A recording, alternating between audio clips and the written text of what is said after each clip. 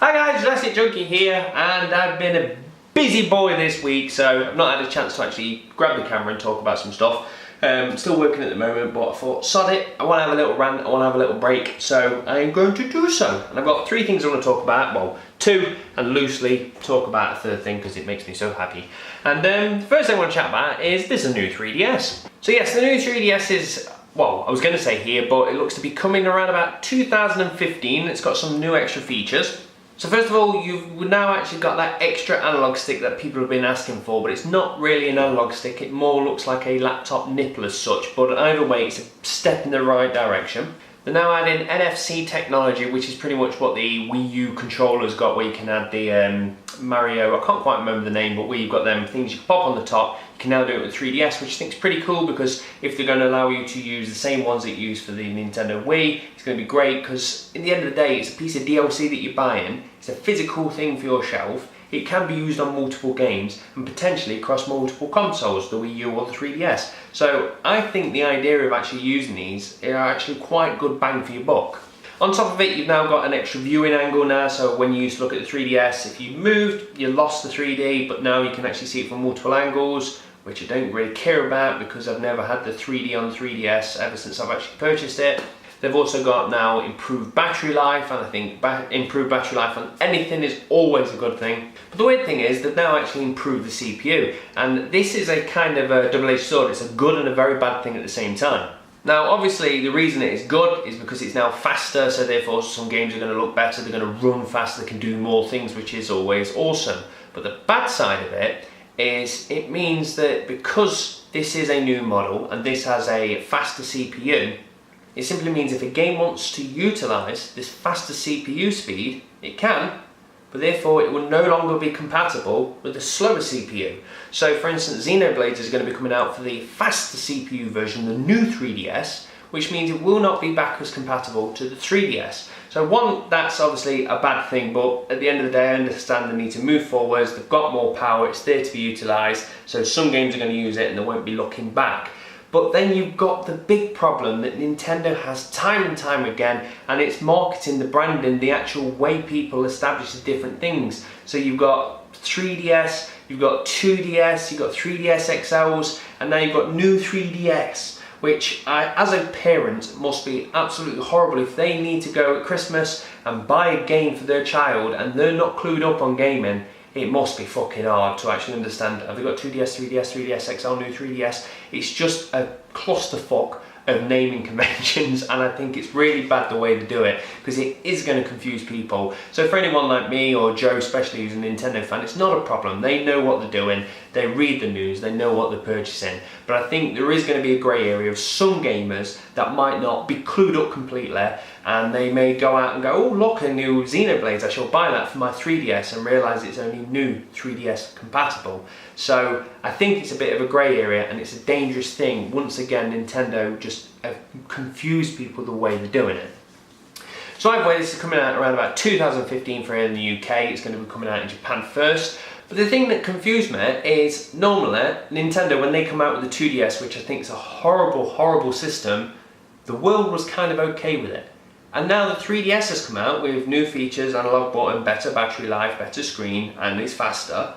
People are complaining. I don't understand the internet anymore. Like, this is 3DS I can kind of get on board with. I don't like the idea, obviously, the backwards compatibility is an issue, but at the end of the day, this is a better 3DS, so what's wrong with it? But yet people complain, so God knows the internet is never happy, shall we say. So the next thing I want to chat about is PlayStation and PlayStation Network going down. Now, this is a big clusterfuck, really, of who's actually done this and who says and she says. So obviously PlayStation Network did get taken down for the day, and I think it was taken down again for a bit the following day through a DDoS attack. So for anyone that doesn't know, it's just a denial of service attack, which just means you overwhelm the servers by giving them lots of requests at the same time. Now, first of all, what annoys me is the media call the people that did it hackers, where they are not hackers, and they shouldn't use the word hacking, because a DDoS attack is simply running a script that makes your server, which makes your computer connect to a server several times, and times that by multiple computers, all of them hitting the server at the same time, it eventually brings it down. So there is no hacking involved. All they're doing is running a very simple script.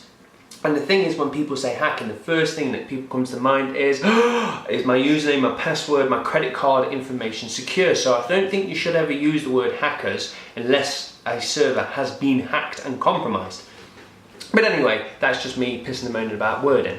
So anyway, the hacking group, Lizard Squad, claimed to be the people that actually took down the PlayStation Network. But then a few hours went by and it sounds like there was actually another person behind the scenes doing the hacking. Now, I can't remember his name, he's called God something or other, but he did the hacking and then realised Lizard Squad was taking claim for it. So that's when he stepped in and says, no, I actually did it, you guys didn't. Which I think then made the Lizard Squad panic and go, well, we need to do something. So they decided to call in a bomb scare on Sony's CEO on a flight, which is very incredibly stupid to do. So it does sound like there's multiple things going off. One person actually did the hacking, the other one took the claim and didn't do it, so decided to call in a bomb scare to prove that they actually are really awesome. And now they're going to get fucked big time for doing something so stupid. But anyway, that's not what I'm here to complain about. It's not that the fact that the network went down. The problem is, and it's something I've wanted to talk about many times and I always forget about it, and it is the day after supposed to have been going down for just scheduled maintenance. And this, I cannot understand at this day and age why it goes down for maintenance. Now a lot of people say, yeah, well they need to upgrade the store, they need to update this. Well, first of all, for some reason they always land it on a shit day for the UK. So for this time it was going to be bank holiday, everybody's off, and it was going to be 6 o'clock till 12 o'clock at midnight, prime gaming time, and that's when they go, let's turn it off now, which one, makes no sense at all, and two, it makes no sense because why are you taking it down for maintenance? Now, as I said, people will go, well, things need to be changed, they need to be upgraded, software needs to be updated. Yeah, and so does it on Facebook, but you never see that go down for maintenance. So does many big giant websites and companies and service providers, but they never go down for maintenance. Now, yes, you do see things drop occasionally. So for instance, your broadband connection sometimes just goes off because they've had an issue. Now that's understandable. If Xbox Live randomly goes down because it's an issue, acceptable. Same with PlayStation, like the DDoS attack, it's acceptable. But you never see Xbox Live go down for scheduled maintenance, and you never get a phone call off Virgin saying, by the way, you won't have internet access for the next 3 hours, you're just doing some scheduled maintenance, because it doesn't happen. They have so many servers. What they do is they take a few off at a time, they upgrade it, and the load goes to the servers that are actually on. And that's the way the world works. That's why Facebook never goes down. Occasionally it might be a blip, but like I said, they are acceptable. They're things they didn't expect and something just went wrong. But you never see scheduled maintenance for Google. It doesn't happen, but yet Sony do it. And the thing that kills me is a lot of the actual fans say, well, yeah, that's acceptable. Well, no, it's not. If your phone line or your TV went down for 3 hours at a time, you would be on the phone to them complaining them saying, well, I'm paying for a service, and fair enough, it's only for about 3 or 4 hours per month that you're actually not working. But I would phone them up and say, I want them 3 or 4 hours worth of money back, even though it will probably accumulate to about a pair. But the point is, I would be annoyed and I would complain to them. But yet, PlayStation Network do it time and time again, and people are okay with it. So I just think that, especially with this being the new generation, they need to upgrade their servers and make it to a way that they can actually just take a few down at a time without interrupting gamers. So the last thing I want to talk about, and I'm not going into it in detail at all because it's just one big giant clusterfuck, and it's a good clusterfuck, and it is the Zoe Quinn debacle thing that's going off. So for anyone that doesn't know, just touching across the surface, Zoe Quinn is a game developer that has apparently slept with several people in the industry, and obviously they gave her good reviews, and it's affected many different things, and it goes quite deep. So I'm not going to go into it. I've read a lot about it, and it's just you get overwhelmed with information. But either way, it sounds like people like Coca2 and other places, even as far as Reddit, are a part of it. And what's happened is it's kind of come out now, and people are going, well, you shouldn't have been doing that, and you shouldn't have been telling us to buy her game while someone was sleeping with her, because obviously that's a conflict of interest. So what's happening in places like Coca2, originally it was just trying to ignore it, and then when people start to go, you've done wrong there, they start to delete the comments, and now they're trying to pass the buck. And the thing is, because it's affected so many different websites and everyone's kind of involved, there's been an uproar of people just saying, gaming journalism is terrible, and I've been saying that for fucking years. So it's great to see that a lot of people are getting lots of backlash now at all these places that's supposed to be actual legit writers. So I'm not going to go into it, and the reason I just wanted to talk about it slightly then is if you want to have a good read or just a good watch, just type in this Zoe Quinn into YouTube and there'll be 100 different videos talking about it. And it's a very interesting thing, and it especially makes me happy because it just makes the gaming media look bad, and I think that's always a good thing, because at the end of the day they do need to kick up the arse and actually start respecting us as the gamers, because at the end of the day if we didn't check their website they wouldn't make money, but yet they time and time again will shit on us, get paid for reviews, talk absolutely crap and are incredibly biased. So it's about time the internet kicked up a roar. So fingers crossed this stink will hopefully make him change. Will it? Will it? Fuck. So that's me done and dusted. I just want to have a little chin wag.